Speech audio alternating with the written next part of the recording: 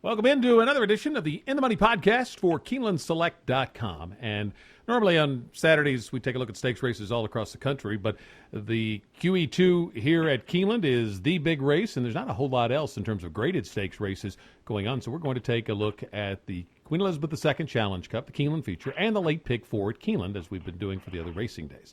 So we'll start with the race for 3-year-old fillies that goes at 1 1/8 on the turf, 9th race of 10, and I'm Tom Leach, along with Keeneland's Director of Simulcasting, Jim Goodman. Jim, this should be probably, folks need to think in terms of a soft turf because a lot of rain in the forecast for Friday, and something less than firm. How soft, yielding, good, whatever. There's going to be some give in the ground, as the saying goes. So, how did you see the QE2?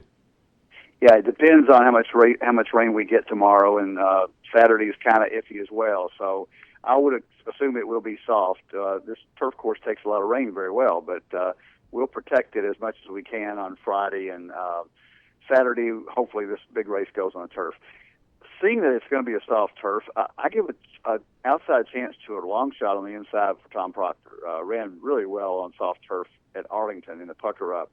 And she comes in, Sister Stroll, who got in late because of some defections. You have to be invited to the QE2. And, I think she's got a real shot here. She's on a 3-race win streak. The other horses I like all come out of Belmont or Saratoga.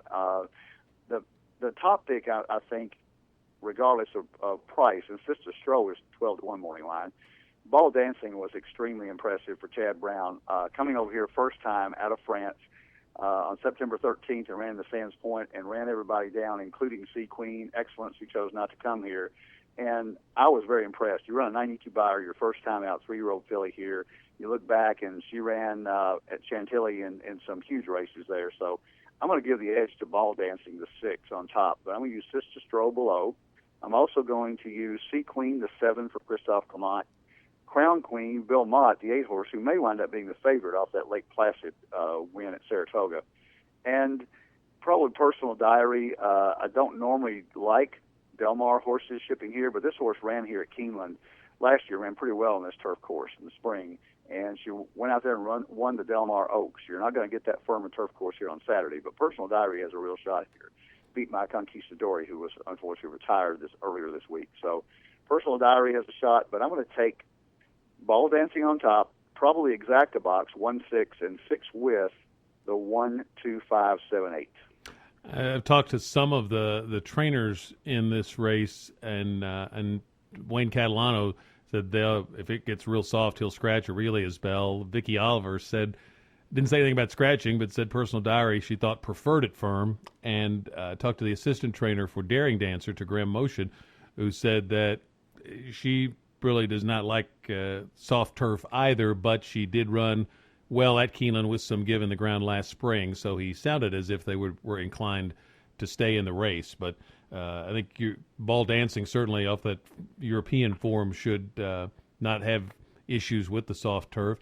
I ended up going to Crown Queen.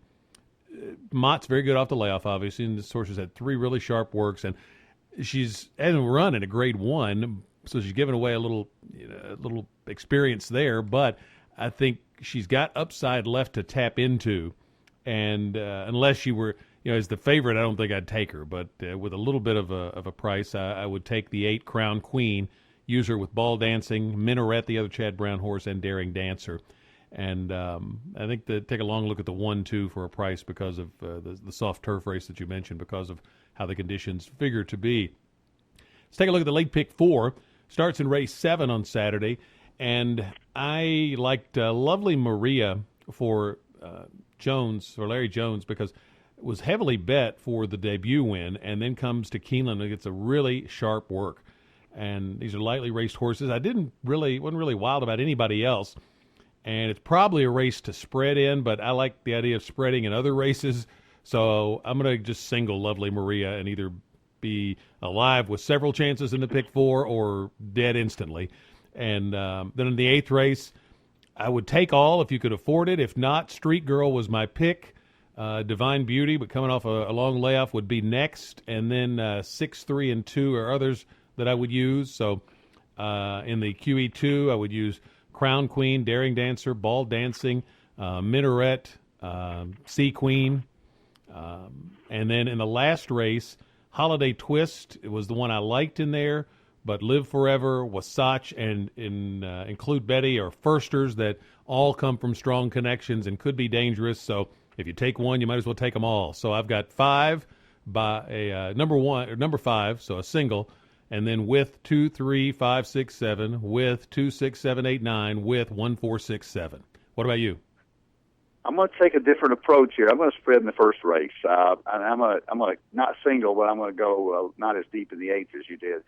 7th race, I do like Lovely Marie. I think Larry Jones brings horses ready to run, so I think she's got a real shot. But also, I have to use the inside 2 horses, Sarah Sis, the 1, and Bossy, the 2, both coming off Polytrack, and that's an unknown, but they show enough good form at Arlington to give them a shot here.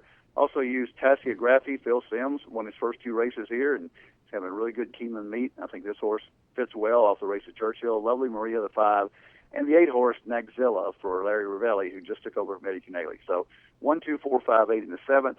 The 8th race, I'm going to stick with 2 horses. I'm going to take Street Girl and Divine Beauty. I think they're the class of the race. If Divine Beauty's ready, I think she's a possible single.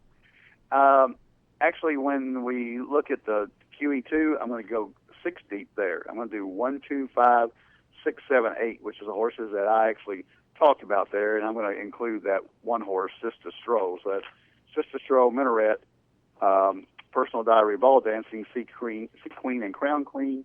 Last race, I'm going to go 4, 6, 12, the horses you mentioned. Holiday Twist, the 4 for Michael Maker. Wasatch, a first-time starter for Graham Motion, the 6. I'm going to throw in 12, Tis Sexy now. Ingrid Mason sneaks up and wins one every once in a while. Florian Giroux comes in to ride from Arlington. The horse ran okay at Arlington, first out, but was heavily bet. Went off at 2-1. So the 4, 6, 12, that's a $90 ticket, but it's a spread and taking a stand in the 8th race. So hopefully that pick 4 will pay a little bit more than the pick 4s did today. It was a little chalky here on Thursday as we're taping this. Best of luck with all of your wagers. Keep your Keeneland Select accounts funded so that if you can't get to the track with all the great racing that's going on, you'll have a chance to get a bet down when you can't be at Keeneland. Drive-thrus open in the mornings for the racing. And don't forget on Saturday for the Saturday card, the shuttle's running between Keeneland and Commonwealth Stadium.